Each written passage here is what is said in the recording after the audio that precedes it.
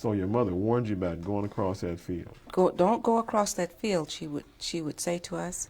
She said you may play out there because it was they had some playground equipment, but I remember a lot of weeds being out there too. But there was an open space where we could go out and play ball, and then we could play on the swings. But she said, do not go beyond that field, because then you'll be in territory where they don't want you. And so what would happen, we got to be friends with some of the white kids.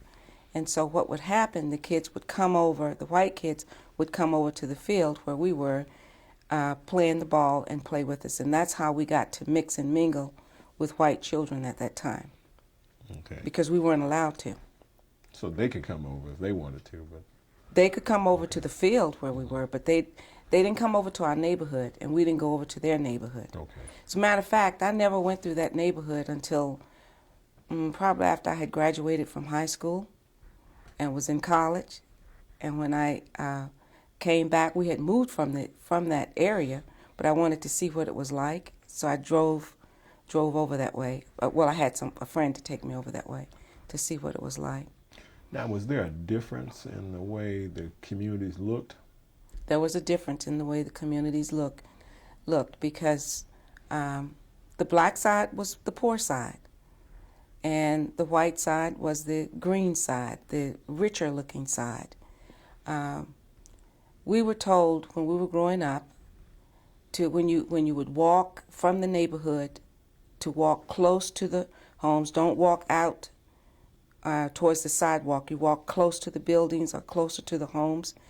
By that time, when I was growing up, it was a city. So I didn't grow up on a farm. I lived in Portsmouth was a city by the time I came along. And so when we would leave 2nd Avenue to, let's say, walk to school or to walk to the grocery store, my mother would tell us, you walk close to the building, don't look at white people. You keep your eyes turned. You stay focused because you don't want to get in trouble. So this is, in the 40s, early 50s. This is the 40s, 50s, and I didn't understand it then, but I did as I got older. This was Jim Crow. And in that time, blacks had their places, which my family, my grandmother on my dad's side and my mom and my dad, all were very aware of it. So they warned us not to go to certain places, not to walk in certain places. When you get on the bus, you make sure you go all the way to the back of the bus. Never sit in the front of the bus. So yeah, it was Jim Crow days.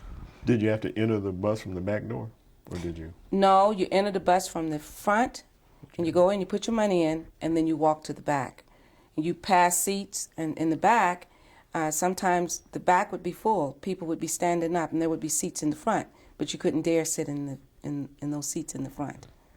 I mean, we were told, don't sit in the front of the bus. You get on the bus, you look straight ahead, and you walk to the back of the bus. If it's a seat, you sit down. If it's not, you stand up. But never are you to sit in the front of the bus. Now, did you ever see anybody get in trouble for doing the wrong thing? Sitting in the... Yeah.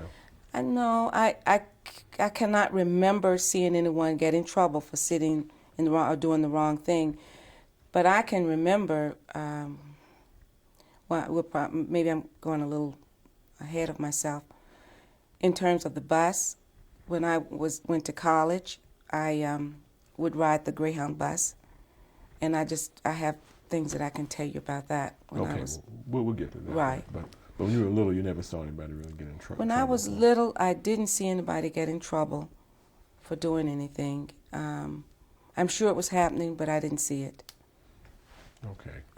Well, can you describe, I guess, what your neighborhood looked like, and what were some of the sights and sounds and smells of growing up? I can remember we lived in, like I said, the last house before the fields started.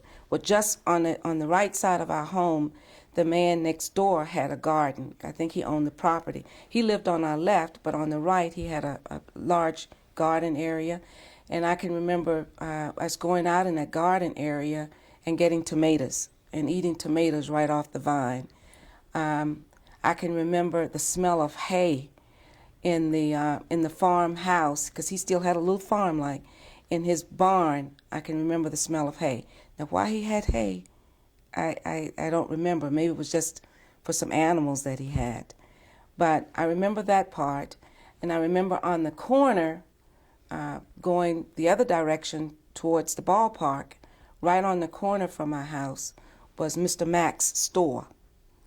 And Mr. Mack always had something on a little potbelly stove in his store that was always boiling, and we never could figure that out. But the reason we went to Mr. Mack's store was to buy candy and gum, because it only cost a penny. You could get maybe 5 pieces for a penny. And I can remember buying pickles. He would have big, large jars of pickles, and you could buy a pickle for a nickel, and then you could take another penny or a nickel and get some candy canes, or some kind of peppermint candy to put in the pickle. So I remember that. And I also remember... So they were doing that way back then, too. Way back then, they were doing that then. I can also remember that we didn't have a television, and TVs came out in the 50s. Did they not? In the 50s.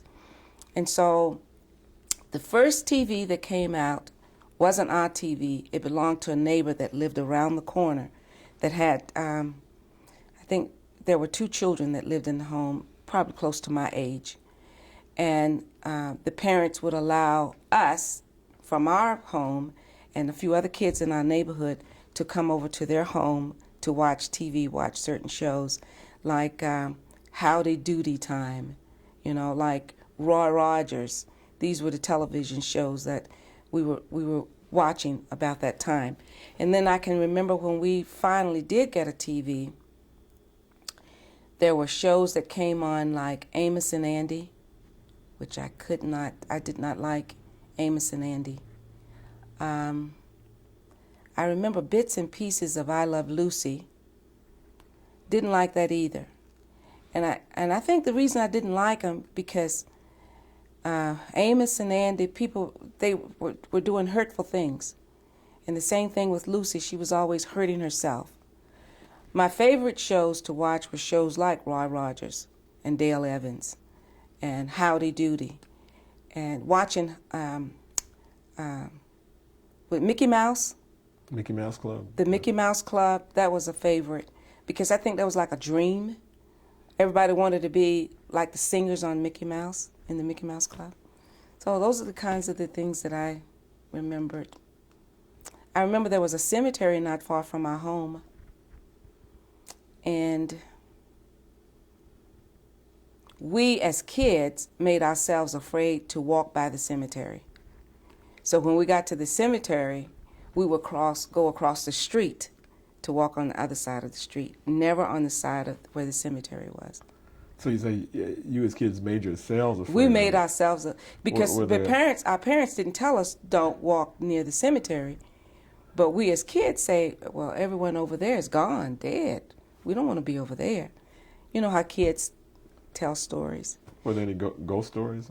My oldest sister, when my oldest sister used to come, because she spent her time between my grandmother's house and our home on 2nd Avenue. And when she used to come, I can remember there would be 2 or 3 of us in the bed. And my oldest sister, we called her Peaches, would tell us stories. And some of the stories were ghost stories. But then some of the stories were pretty friendly stories. She was a great storyteller, too. So I can remember that as a little kid. I must have been 5, 6, 7, probably up to age 8 or 9, we were in that house on 2nd Avenue, and then we moved. Okay. Well, so what kind of neighborhood did you move to? Was it a bigger house or something, or what? Well, it was... then it was a new house. We moved from an older house to a newer house, and we moved out. What kind of homes did people have? Did they have were those the shotgun kind of homes with the 3 rooms, or were they bigger, or what? The house that we lived in on 2nd Avenue, I thought was a pretty big house from what I can remember as a child. It had an upstairs and a downstairs. So I remember the staircase on the left as you walk in the front door. On the right, there was the living room. Then there was a dining area. They call it a parlor then. And then the back of the house, there was a kitchen. And you go upstairs. There was a room, my mother and father's bedroom, beyond the steps going that way. And then there was a room in the middle, which most of us slept in. Then there was another smaller room behind that. So the house had 3 bedrooms and a bathroom. So I thought it was a pretty good-sized house. But then I was a kid running up and down the steps, sneaking down to open presents under the Christmas tree, when we were told, don't come down those stairs. So you not only looked, you opened them up? Well, I don't think they were wrapped. We could see bicycles or dolls or trains or something, because during those days the parents you would go to bed and then they would come out and they would set everything out before you came down the next morning. So I can remember tipping down the stairs with my cousin and peeking and looking to see what we had. We didn't get all the way down, but we could see the things before we got all the way down there. Okay. You mentioned earlier this trip to D.C. How old were you when your father took you all to Washington? And was that your first trip to D.C.? That was my first trip to D.C. I don't know. I must have been maybe 7 or 8. And I remember seeing things like the monument in the White House, the zoo, the Washington Zoo, which was one of the main reasons we went to go to the zoo and to see some places there too. Vaguely, I can remember that. Okay. So it didn't make a big impression on you, I guess. That. Well, what made an impression on me was traveling along that highway and thinking that I was going far away and thinking that there was a good life, a great life someplace, that I guess that's what I probably took after my dad, dreaming of something better. And so when we would travel, I would see things getting better. Yeah. Okay. So you moved at age 9 to a new house. To a new house, okay. Yeah. It was I think we were one of the first ones to move in on Bunch Boulevard. Now, was it named Bunch, like Ralph Bunch? It was named after Ralph Bunch. Okay, so this is a black development. It's a black development. Okay. It was called Victory Manor. Victory Manor. Mm-hmm. That sounds like somebody was trying to. It sounds inspirational, the whole thing. Ralph Bunch Boulevard. Well, what were some of the other names of the streets? Oh, let's see. Victory Boulevard, Ralph Bunch, Theodore, Roosevelt. So there was a Theodore Street, there's a Roosevelt Street. Those are the ones that come to mind right now. Yeah. Okay. No streets named after any other black heroes? Not that I can think of right now. All right. Mm-hmm. All right. So this is a new development. Now, I want to go back a minute and where did you start grade school? Oh, I'm glad you asked. Okay. When I was, before I started to school, my siblings were already going to school. And I can remember sitting at home on 2nd Avenue with my mother, with my face pressed against the window, wanting to go to school too. But I was too young. I was 4. So I kept thinking when I turned 5, I'll go to school. But I didn't go to school when I was 5. And if I can recall correctly, I was the only child that didn't go to kindergarten in my family. Everyone else went. But I did go to school when I turned 6. And I went to 1st grade at Chestnut Street Elementary School, which was down by I.C. Norcom High School, And I can remember the first day of school, I must have had a book bag or something similar to a book bag. And when I got to this big school, for some reason I put my book bag down and then it just disappeared. And I was just devastated. I was so devastated. So when I got in the classroom, I can remember my teacher. My first grade teacher was Mrs. Page, very tall woman, fair complexion, who wore that ball on top of her head. And evidently, I remember her because she was so kind. Because I was so devastated because my bag was gone. My books were gone. And she took care of me. She said, don't worry about it. I'll get you another one. And by the end of the day, I was calmer because she had calmed me down and she'd given me, it must have been a notebook and pen or pencil or something like that. But she was my first and second grade teacher. Now, if you were to ask me about my third grade teacher, I can't remember her. Fourth grade, I can't remember. Sixth, I can. But my first grade teacher, my first, second grade teacher, Mrs. Page, I'll always remember her because she was so kind. Teachers impact children's lives. Okay. Now, did you ever get your notebook? Your book bag back? She gave me something else to carry my books in, Okay. and she gave me notebook and pencil, and she took care of me. So school for me that year after the first day, the first morning, school for me was great because I had Mrs. Page. Okay. Mm-hmm. Okay. So now, did you have a favorite subject at school? My favorite subject, I probably didn't venture into a favorite subject until I was about fourth or fifth grade, and that turned out to be music. Okay. I was an artist for the school when I was in fifth and sixth grade, so probably I enjoyed art, visual art, and music was one of my favorites. Okay. So you were in There's a reason why the music was. Mm-hmm. Mm-hmm. Okay, well, go ahead. Yeah. Well, this happened about fifth grade, and Mr. Owens, another teacher, my music teacher, Mr. Owens, he wasn't my music teacher then. He was searching for students to be in the band, and so he came to the classroom, and he asked the teacher to select some students to be in the band. And I was raising my hand because I wanted to be in the band. But you know what? The teacher wouldn't select me. That's another detrimental moment for me in elementary school. I was not selected by that teacher.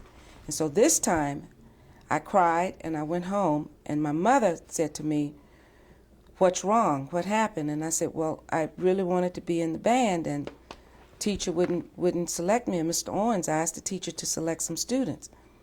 And she said, "You really want to be in the band?" And I said, "Yes, I do. I really want to be in the band." So she went back to school with me the next day and told the music teacher that I really wanted to be, play an instrument in his band. And he was thrilled that he had someone that really wanted to do it. So he went to the classroom that day and pointed me out and told the teacher, he said, "I want that daughter right there. She wants to be in the band." And so at that point, I want that daughter. Was that daughter? That was the language? That right. Okay. He was like a father to us, to the kids that were a part of the band.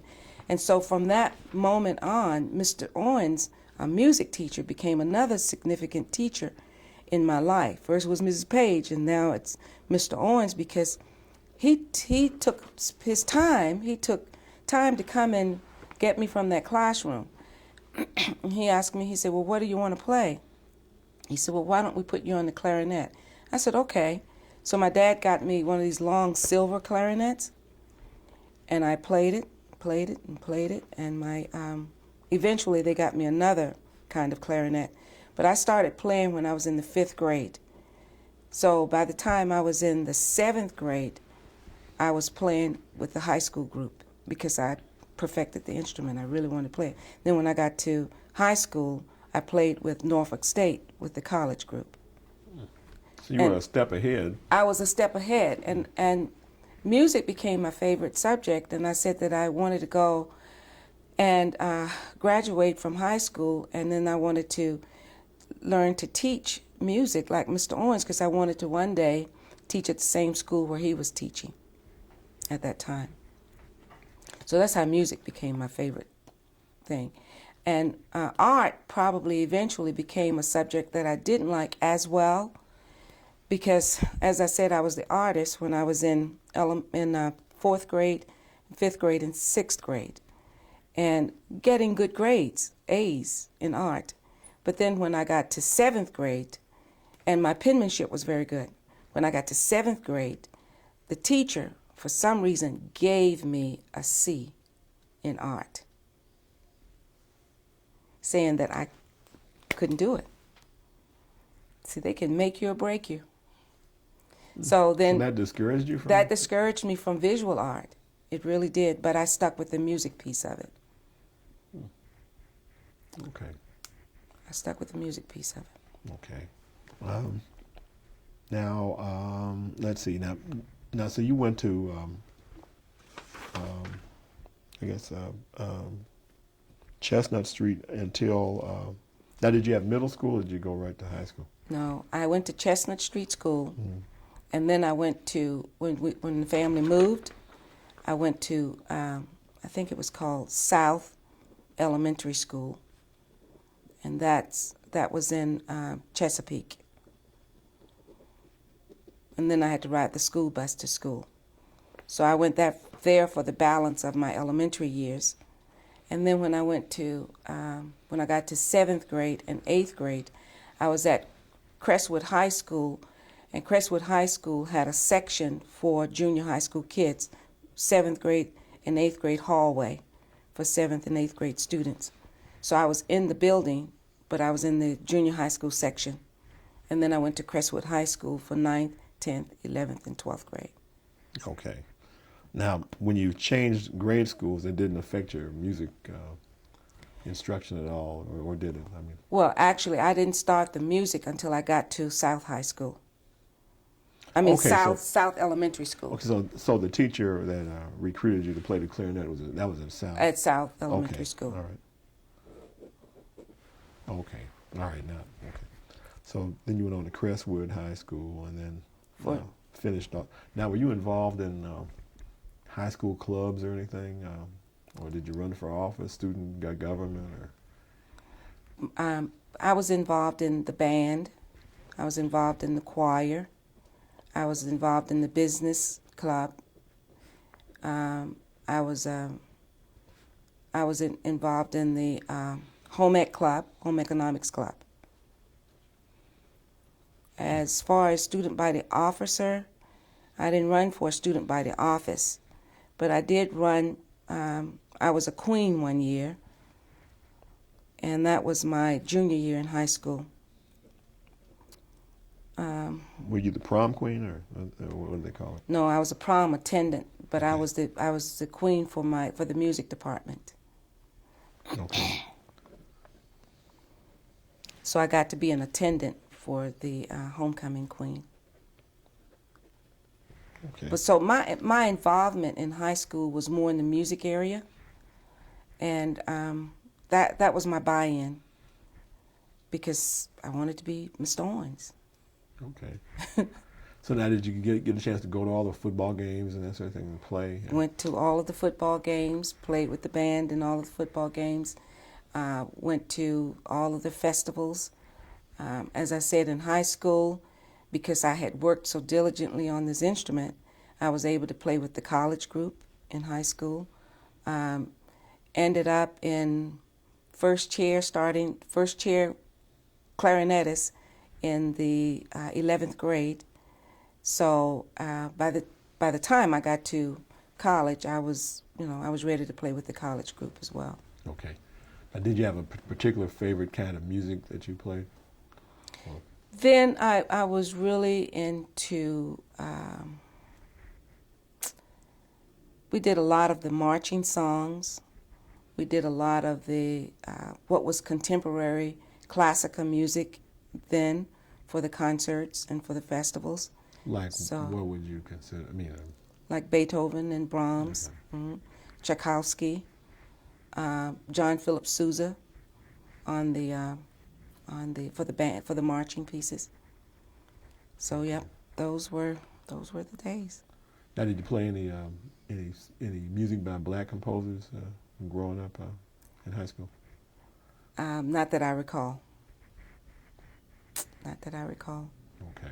If I could go back and do it, I would. Okay. I just wondered, now this is a black high school, right? I mean, all the high schools, I guess, for black folks that black folks attended were segregated in Virginia These were days. segregated schools. Yeah. That's right. Yeah. But my thinking is the teachers, although the teachers were black teachers, they were still being taught basically the white history, which included white music. So I don't think there was a lot of emphasis placed on classical music by people of African descent. You know, it was just music at that time. Okay. So you never did they teach any black history in the school system in those days? Nope. No black history when I was growing up. Mm-mm. Okay. They never Even had, in this black high school. never had Negro History Week or Negro History Week for us was all the time because we were, there were no other kids, of color, but black kids at our school that I recall, and definitely no white kids at our school. I didn't realize that there was a major difference between what was going on at my school and what was going on at other schools until I was older. And then I realized that our schools were the schools that were always getting the books that were beaten up. You know, we didn't have the swimming pool. We didn't know that the other schools did have swimming pools. So we thought it was okay the way, things were going at our school. When we played, when the football teams played rival teams, they played other black schools in that area. When we traveled to black schools. When we would do a road trip, it was to black schools. Okay, so you play like schools at Hampton Roads or Norfolk or Newport News? Right. Okay. That's right. Okay. So when are there any other teachers or mentors that come along during this time period? Not during this time period. That was for elementary school. It was Mrs. Page, and for high school, for my upper elementary on through high school, it was Mr. Owens. And then after that, when I became a teacher, I have a mentor that I can share with you. Okay. We're going to pause here and change tape again. It's another. Really? That's a picture of Lloyd and Joyce, my husband and me, out enjoying the lake. Is that the Salt Lake? That one is East Canyon Lake. That's out in East Canyon. That makes sense. And that was really a long time ago. Okay. This is a picture of Lloyd and Joyce out at Yellowstone, a vacation at Yellowstone, and it was taken 1990. Okay, ready. This is a picture of Lloyd and my grandchildren, our grandchildren, and our children. So, starting left, there's Kimberly, back row. There's Denise, who's the mother of Kimberly. There's Bevan, our son, Dwayla, our other daughter, and then standing next to little Kimberly, I'm seated there, and I'm holding Jalen, and then there's Lloyd, he's holding Jalea, and there's Javante, these are grandchildren, and then left, bottom, Eric, Marcus, and Nathan.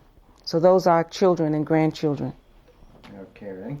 This is a picture of our grandchildren, 7 of them. Kimberly, Nathan, Javante, what's that boy's name? Right. Okay, ready? You ready for me? Mm-hmm. This is a picture of our Boys Glee Club when I was teacher, at J.D. Smith Junior High School, and it was taken in the 80s. This is one of the groups that received a superior rating. So I'm standing on the left as the director of the group. It was taken in 80. Did I say when it was taken? Now that's in Las Vegas, right? That's in Las Vegas. That's in the 70s. In the 70s. They're all dressed That's like right. the Osmonds, you know. This was taken in the 70s. Okay. Okay, tell us about it. This is a picture of the choir, the 5th and 6th grade choir at Joe Mackey Elementary School, my first school that I taught in Las Vegas. So it was taken in the 60s, 1960s. Had any music at all. Can you believe it?